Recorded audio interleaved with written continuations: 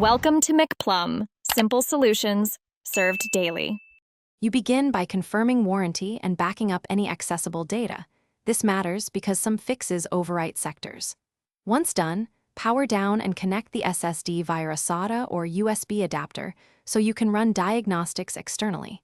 Make sure to use a live environment like Linux or Windows PE to avoid operating system interference. Run a quick smart read to check health and error counts.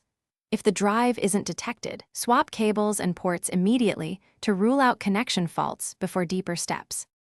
You now interpret smart attributes and seek reallocated sectors, pending sectors, and ATA errors. Those indicate physical wear. If firmware is outdated and the vendor supplies a validated updater, apply it. Firmware can fix controller bugs, but don't interrupt power during flashing. Once you've exported any salvageable files, consider a secure erase to reset NAND mapping and remap bad blocks. This can restore performance for logical failures. If errors persist or reallocated sectors grow, the SSD is likely failing physically and needs replacement. You finish by reinstalling the SSD and confirming BIOS or UEFI recognizes it. Then restore your data from the backup you made earlier to avoid further loss.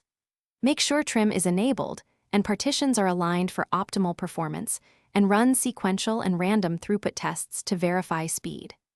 If the drive repeatedly drops out, shows new smart failures, or is not detected at all, stop further DIY attempts. Contact the manufacturer for RMA or a professional recovery service.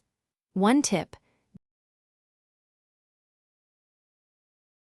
Thanks for watching. Stay juicy and subscribe.